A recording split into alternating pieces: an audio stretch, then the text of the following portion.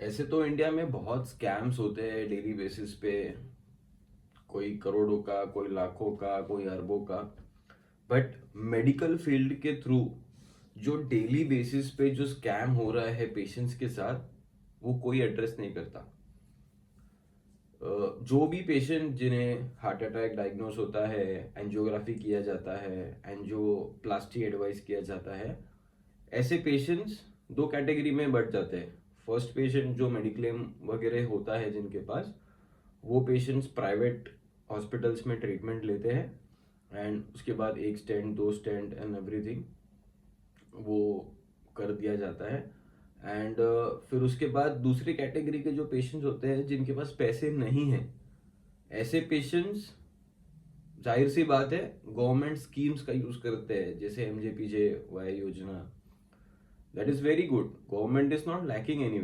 Government तो patient को support कर रही है बेसिकली, कि आपको फ्री में ट्रीटमेंट मिले and everything, and what ever it is, cardiac issues sort out हो, एंड पेशेंट एक हेल्दी लाइफ जिए। Government is doing the best.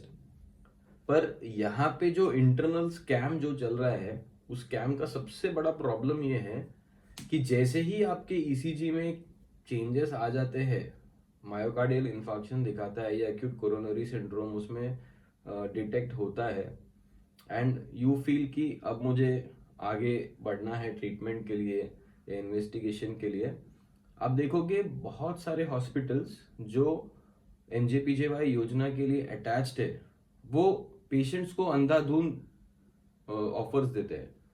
कि कोई बोलेगा 7,000 में एंजियोग्राफी, कोई बोलेगा 10,000 में एंजियोग्राफी, कोई बोलेगा 12,000 में एंजियोग्राफी। पेशेंट को यही बताया जाता है कि आप बस हमारे यहाँ से एंजियोग्राफी करवा लो, एंड फिर उसके बाद जो कुछ भी इसके बाद की जो स्कीम होगी, एंड वो स्कीम के अंडर हम एंजियोप्लास्टी वगैरह या आपका बाईपास सर्जरी जो कुछ भी है उसके अंदर हम कवर करेंगे।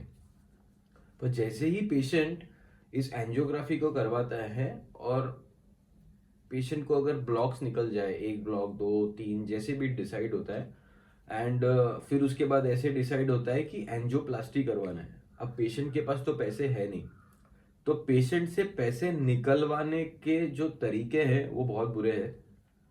जैसे कि पहले इनिशियली पेशेंट को ये बोला जाता है कि आपका जो है 2 या 3 स्टेंट लगने वाले हैं, इतना योजना से अप्रूवल नहीं आएगा, एंड अप्रूवल आ गया तो पूरा नहीं आएगा, एंड अगर वो पूरा नहीं आया तो आपको सो एंड सो अमाउंट भरना पड़ेगा। यहाँ पे खत्म नहीं होता।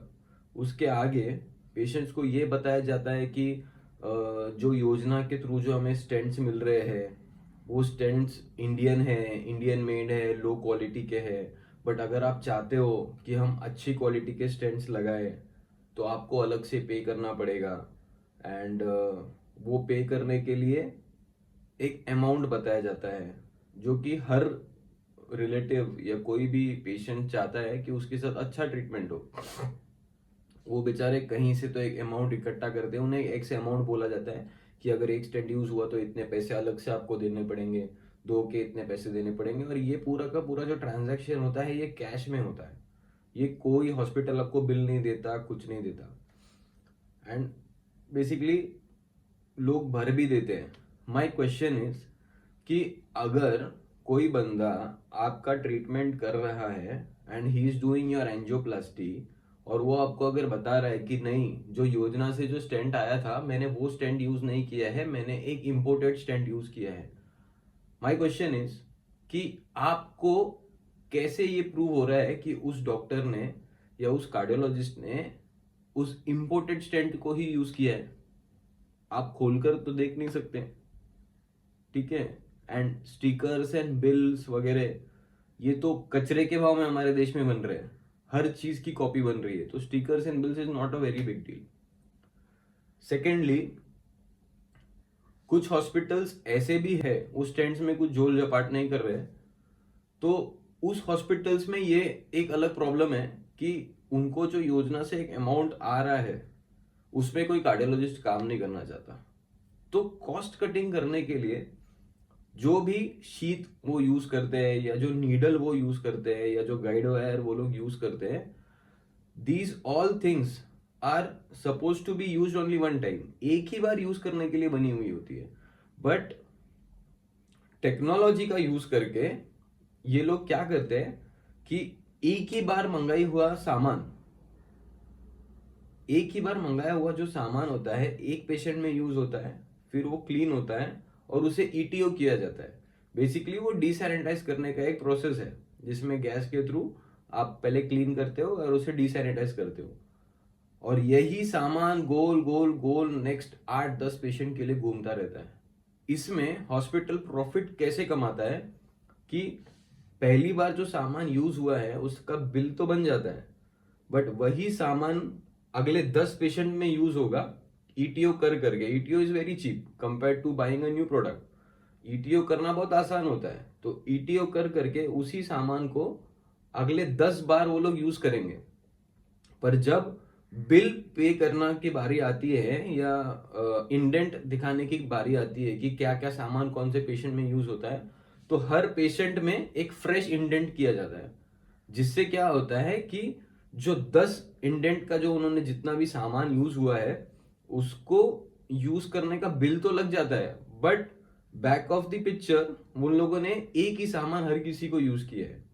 ठीक है, ईटीओ किसी हद तक क्लीन करने के लिए, डिसैनिटाइज करने के लिए ठीक है, आई अंडरस्टैंड, बट जो नीडल्स या जो शीट आप यूज कर रहे हो एक बार 2 बार वो यूज करने के बाद उसकी शार्पनेस खत्म हो जाती है, यू लूज द क्वालिटी। तो अल्टीमेटली इसका जो सफरिंग होता है वो पेशेंट सफर करता है, not the doctor, the hospital. The solution to this is, ऐसा मुझे लगता है कि गवर्नमेंट जो भी स्कीम्स में एक पैसा अलॉट कर रहे हैं, पैसा अलॉट हो रहा है उसके ट्रीटमेंट के लिए, या कोई भी पेशेंट अगर आपकी कोई स्कीम के अंडर कोई ट्रीटमेंट ले रहे हैं कोई भी XYZ इंस्टीट्यूट में, तो आपको एक बंदा अलॉट कर देना चाहिए एक स्पेसिफिक एरिया के लिए। जैसे मेडिक्लेम वाले होते हैं, वो आके आपका सारा जानकारी लेते हैं हॉस्पिटल में कब क्या हुआ क्या नहीं, एंड आपको हर एक पेशेंट के पास इंडिविजुअली जाके उसके प्रोसेस को मॉनिटर करना चाहिए। अगर एक बंदा एक इंस्टीट्यूट में भी अगर जाता है और इन चीज़ों को अगर मॉनिटर करता है कि ये चीज़ें जेन्युइनली यूज हो रही है नहीं हो रही है, लोगों से पैसे लिए जा रहे हैं कि नहीं अंडर द टेबल, अगर ये मॉनिटरिंग सिस्टम अगर शुरू कर दिया जाए तो मुझे ऐसा लगता है इन चीज़ों को खत्म करने के लिए ज़्यादा टाइम नहीं लगेगा। Thank you.